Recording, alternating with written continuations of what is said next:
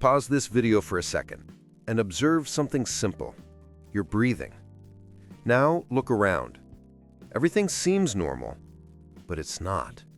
Because in the next 24 hours, you're going to discover something about yourself that has remained invisible for years. Something that shaped your mind, sabotaged your energy, and programmed your brain without asking permission. Activate the stopwatch on your cell phone. Yes, do it now, because this video isn't just for watching, it's for to live. Imagine the scene. You're stuck in traffic, your windshield wipers struggling against the rain. Your phone beeps, 5% battery remaining. His coffee falls to the floor in slow motion. The line at the market isn't moving. People sigh, look at their watches, and roll their eyes. That seems common, right? But there's a hidden pattern in each of these scenes, and it's eroding your mental health without you realizing it. The average person complains between 15 and 30 times a day, and maybe you've already complained 3 times today. But the real problem isn't the complaint. It's what she does to your brain, with your thoughts, with your destiny. Prepare yourself. In the next few minutes, you're going to see something that modern neuroscience and Stoic philosophers have been trying to warn you about for centuries. And that's something most people never realize until it's too late. When you observe how many times you complain throughout a single day, you notice a silent pattern operating in the shadows of your mind.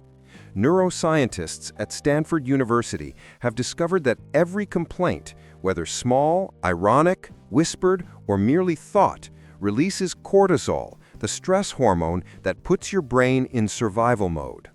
What no one has told you is that this doesn't happen randomly. With each complaint, your brain creates veritable neural grooves like train tracks.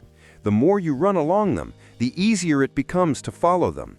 Your mind stops seeking solutions and starts collecting problems. Suddenly, everything irritates, everything weighs you down, everything tires you. And the scariest thing is that this process happens completely unconsciously. You don't realize you're becoming a person trained to suffer in advance and to react automatically to the negative. When Marcus Aurelius wrote in a cold, tense, drenched tent, "Choose not to be harmed, and you will not be," he wasn't speaking of naive optimism. He was describing the same mechanism that neuroscience confirmed centuries later. The mind decides how to interpret chaos. Epictetus, who lived as a slave before becoming a philosopher, said that it is not the events that disturb men, but their judgments about events. This means you may be living under the sway of automatic judgments, trained by your own complaints. The modern, hyper-connected, hyper-accelerated, and emotionally fragmented world amplifies this tendency. Every notification, every delay, every frustration becomes a trigger for more cortisol, more negativity, and less mental presence. And that's why the challenge you're about to begin, despite seeming simple, will be one of the most transformative exercises of your life. The task is straightforward. 24 hours without complaining. Not just aloud, but also within your mind, because that's where the biggest saboteur lives. When you complain, even mentally, the timer resets and you start again. Complaints disguised as concern also count. Phrases like, "It's not a complaint, but," or "I'm only saying this because," also invalidate the challenge. And negative sarcasm, irony about people, traffic, weather, government, all of that is complaining. The goal is not to limit you, but to liberate you. You can talk about problems as long as you seek solutions. You can express frustration as long as you transform its energy into direction, not drama. You can think of alternatives as long as they don't stem from a desire to blame the world. To help you get through the first few hours, which will be the most difficult, you need to build a mental safety net. The first pillar is interruption. The instant you feel the complaint rising in your throat or forming in your thoughts, stop physically. Bite your tongue, take 3 deep breaths, count to 10 in another language.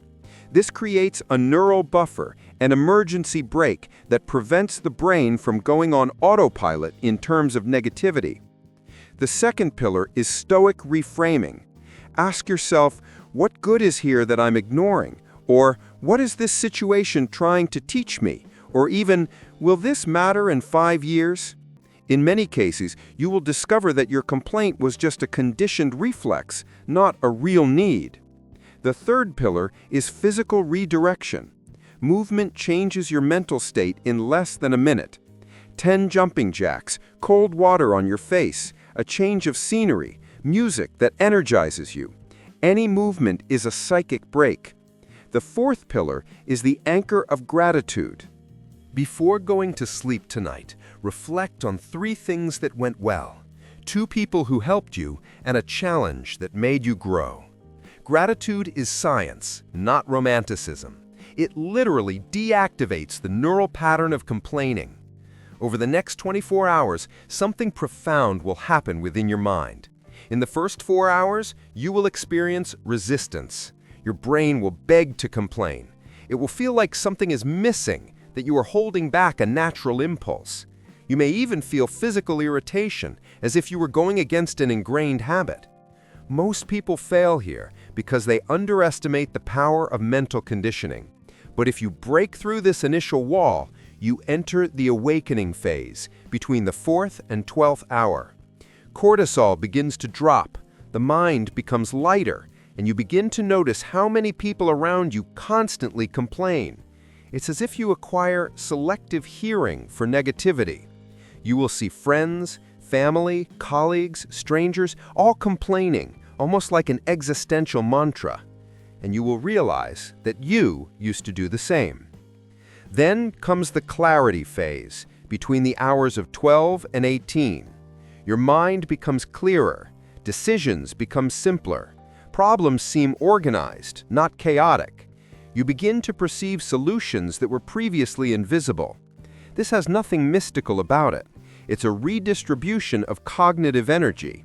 When you stop wasting emotional fuel on complaints, your brain has space for creativity, reasoning, and presence. Finally, the reconnection phase arrives, between the hours of 16 and 24. Your brain begins to create new neural pathways.